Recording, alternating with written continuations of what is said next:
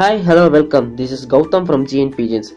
இன்னைக்கு நம்ம ஹோம்வொர்க் பீஜினுடைய ஐ சீக்ரெட்ஸை பத்தி தான் பார்க்க போறோம். வாங்க கான்செப்ட் குள்ள போகலாம்.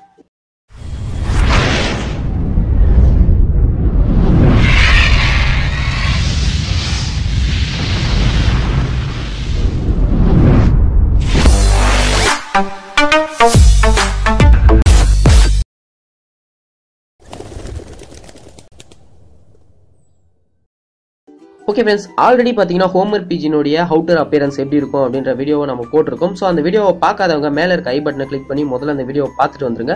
ஓகே, எந்த அளவுக்கு ஹோம்வொர்க் பீஜினுடைய அவுட்டர் அப்பியரன்ஸ் முக்கியமோ அதை விட ஹோம்வொர்க் பீஜினுடைய ஐ சைன் ரொம்பவே முக்கியம்.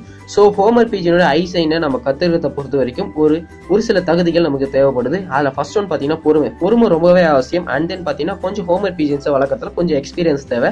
ஸோ இது ரெண்டுத்தோடையும் சேர்த்து கொஞ்சம் நல்ல சன்லைட்டும் அண்ட் தென் 10x இல்லாட்டி 5x ஜூமிங் லென்ஸும் இருந்தால் ரொம்பவே நல்லா இருக்கும்.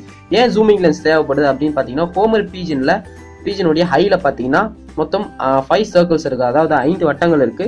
ஸோ அந்த 5 வட்டங்கள் பார்த்தீங்கன்னா தனித்தனியாக கிளியரா தெரியாது, அதாவது நம்மளுடைய நார்மல் நேக்கட் ஹைக்கு கிளியரா தெரியாது. ஸோ 5x இல்லாட்டி 10x ஜூமிங் லென்ஸ் இருந்ததுன்னா அதை நம்ம கொஞ்சம் கிளியரா பார்க்கலாம். ஹோம்வொர்க் பீஜினுடைய ஐயை பொறுத்த வரைக்கும் ஒரு சின்ன சின்ன சேஞ்சஸ் கூட ஒவ்வொரு சில காரணத்துக்காக தான்.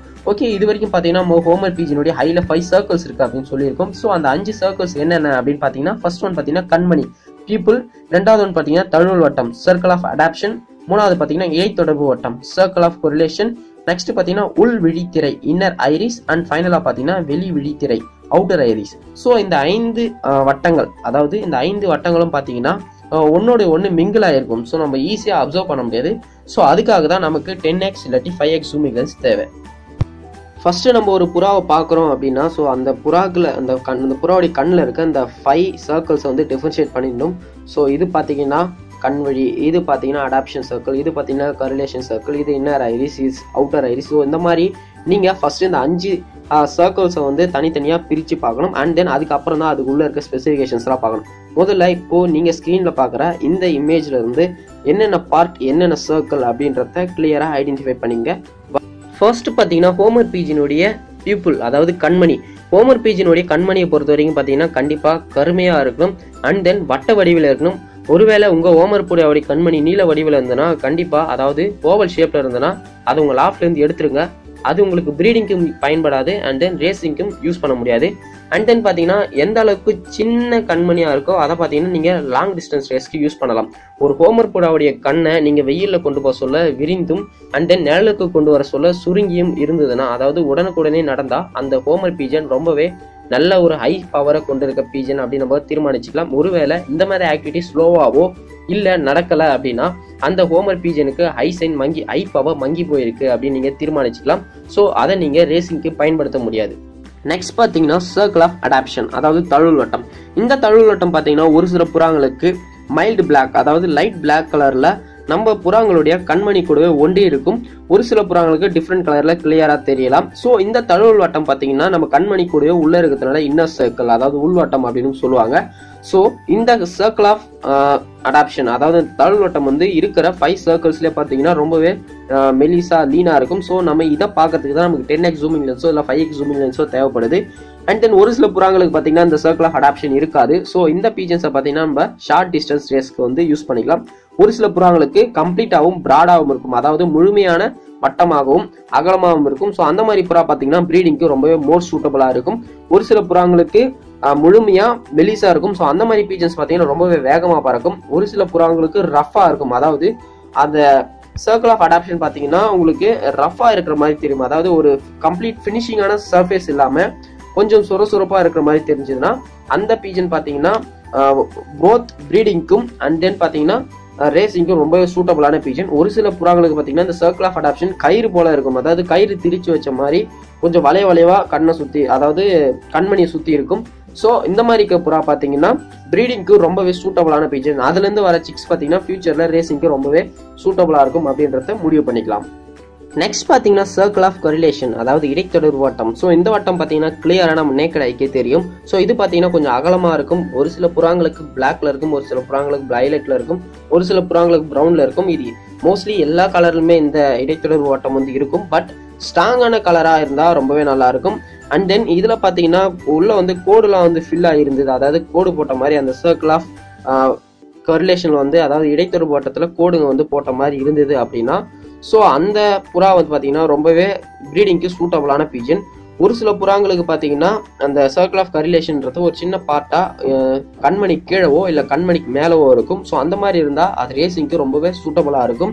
அண்ட் தென் ஒரு சில புறாங்களுக்கு பார்த்தீங்கன்னா ரஃப் எஜ்ஜாக இருக்கும். முன்ன சொன்ன மாதிரி அதனுடைய ஃபினிஷிங் வந்து பர்ஃபெக்டாக தெரியாத புறா வந்து ஒரு போத் ரேசிங்க்கும் அண்ட் தென் ப்ரீடிங்க்கும் ரொம்ப சூட்டபுளாக இருக்கும். ஒரு சில புறாங்களுக்கு கண்மணியிலிருந்து நேராக மூக்கு அலகுக்கும் கண்மணிக்கும் மத்தியில் இருக்கும். அதாவது கண்மணியிலிருந்து ஃப்ரண்ட் சைடில் இருந்து இந்த சர்க்கிள் ஆஃப் கரிலேஷன் இருந்து ஸோ அதில் பார்த்தீங்கன்னா சின்ன சின்னதாக லைன்ஸ் இருந்த மாதிரி இருந்ததுன்னா அதாவது நம்ம இமை முடி இருக்கிற மாதிரி லைன்ஸ் வந்து அந்த சர்க்கிள் ஆஃப் கரிலேஷனில் தெரிஞ்சதுன்னா அந்த புறா பார்த்தீங்கன்னா ரொம்ப வேகமாக பறக்கிற புறாவாக இருக்கும். அண்ட் தென் அது பார்த்தீங்கன்னா குரூப்பாக பறக்கிற புறாங்கிட்ட இருந்து பிரிஞ்சு சீக்கிரமாக வீட்டுக்கு வர புறாவாக இருக்கும். இது வரைக்கும் பார்த்தா நம்ம இந்த மூணு சர்க்கிள் அதாவது இந்த 3 வட்டங்கள் பார்த்தீங்கன்னா ரொம்பவே முக்கியமான ஒன்று. ஒரு ஹோம்ஒர்க் பீஜன் சூஸ் பண்ண சொல்ல இந்த 3 வட்டங்களில் எந்தெந்த தகுதிகள் அந்த புறாக்கு இருக்குது அப்படின்றத நீங்கள் ஐடென்டிஃபை பண்ணி நீங்கள் எந்த பர்பஸ்க்காக வாங்குறீங்க அப்படின்றதையும் ஐடென்டிஃபை பண்ணி வாங்குங்க. ஸோ இதுக்கப்புறம் வர உள் விழித்திரை வெளி விழித்திரை அதாவது inner iris and outer iris பார்த்தீங்கன்னா ரொம்ப இம்பார்ட்டன்ட் கிடையாது. பட் அதுவும் பார்த்தீங்கன்னா ஒரு சில காரணத்துக்காக அதனுடைய ஸ்பெசிஃபிகேஷன்ஸ் இருக்குது. ஸோ நெக்ஸ்ட் பார்த்தீங்கன்னா உள் விழித்திரை இன்னர் ஐரிஸ் பொறுத்த வரைக்கும் பார்த்தீங்கன்னா ஒயிட், எல்லோ, ப்ரௌன், ரெட் இந்த மாதிரி நிறைய கலர்ஸில் இருக்குது. ஸோ விழித்திரை அதாவது ஐரிஸை பொறுத்த வரைக்கும் பார்த்தீங்கன்னா கலர் வந்து இம்பார்ட்டன்ட் கிடையாது. பட் பார்த்தீங்கன்னா டீப் கலராக இருக்கணும். அதாவது பார்த்தீங்கன்னா டார்க்கான கலராக இருக்கணும். ஆரஞ்சு அண்ட் ரெட் இந்த மாதிரி பார்த்தீங்கன்னா டார்க் கலராக இருந்ததுன்னா ரொம்பவே நல்லது. ஸோ இது ஒரு சில புறாங்களுக்கு பார்த்தீங்கன்னா இந்த இன்னர் ஐரிஸ் பார்த்தீங்கன்னா டஸ்ட் ஸ்ப்ரெட் ஆன மாதிரி இருக்கும். அதாவது அதனுடைய ஃபினிஷிங் வந்து பர்ஃபெக்டாக தெரியாது.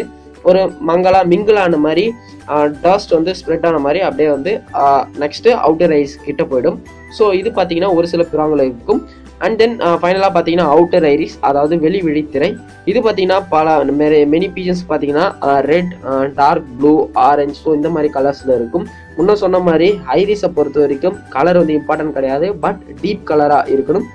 சம் பீஜன்ஸுக்கு பார்த்தீங்கன்னா பிளாக் கலர் ஐரிஸாக இருக்கும். அதாவது பிளாக் கலர் ஐரிஸ்ன்னு சொல்கிறத விட பிளாக் ஹையாக இருக்கும். அதாவது அந்த புறாக்கு பார்த்தீங்கன்னா நம்ம வந்து லேயர்ஸை ஸ்பெசிஃபை அதாவது தனித்தனியாக பிரிச்சே பார்க்க முடியாது. ஸோ அந்த மாதிரி புறாங்களை பார்த்தீங்கன்னா அதை நம்ம கிளியராக லென்ஸ் வச்சு பார்த்தோம்னா நமக்கு தெரியும். ஸோ அந்த மாதிரி புறாங்களை நம்ம கொஞ்சம் வெளிச்சம் அதிகமாக இருக்க சொல்ல ரேசிங் டைம் அதாவது பார்த்தீங்கன்னா இந்த கிட்டத்தட்ட சம்மரில் நீங்கள் ரேஸ் விடுற மாதிரி இல்லை சம்மரில் ரேஸ் நடக்குது அப்படின்னா ஸோ அந்த மாதிரி டைமில் நீங்கள் யூஸ் பண்ணீங்கன்னா ஸோ அந்த பீஜன் பார்த்தீங்கன்னா குயிக்காக உங்கள் வீட்டுக்கு வந்துடும். ஏன்னா அந்த பிளாக் ஹை இருக்க பீஜன்ஸை பார்த்தீங்கன்னா சூரிய வெளிச்சத்துலேருந்து தப்பிச்சு ஈஸியாக நம்ம வீட்டுக்கு வந்துடும்.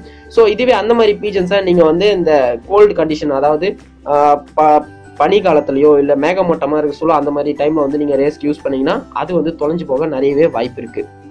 ஒரு சில புறாங்களுக்கு பார்த்தீங்கன்னா ஐரிஸ் வந்து கொஞ்சம் ரொட்டேஷன் ஆகும். அதாவது வந்து பார்த்தீங்கன்னா கிளியராக வாட்ச் பண்ணிங்கன்னா ஒரு 20 டிகிரி வந்து ரொட்டேஷனல் மூவ்மெண்ட் இருக்கும். ஸோ அண்ட் தென் ஒரு சில புறாங்களுக்கு பீட் ஆகும். ஒரு ஐரிஸ் வந்து கொஞ்சம் துடிக்கிற மாதிரி தெரியும். ஸோ இந்த மாதிரி 2 விஷயமும் அடங்கி இருந்தது அப்படின்னா அந்த பீஜன்ஸ் பார்த்தீங்கன்னா ரொம்பவே லாங் டிஸ்டன்ஸ் பறக்கிற பீஜன்ஸ் அதாவது மோர் தென் 1000 கிலோமீட்டர்ஸ்லாம் பார்த்தீங்கன்னா அந்த பீஜன்ஸை வந்து நம்ம யூஸ் பண்ணிக்கலாம். ஸோ இந்த மாதிரி பீஜன்ஸ்லாம் பார்த்தீங்கன்னா ரொம்பவே ரேர்.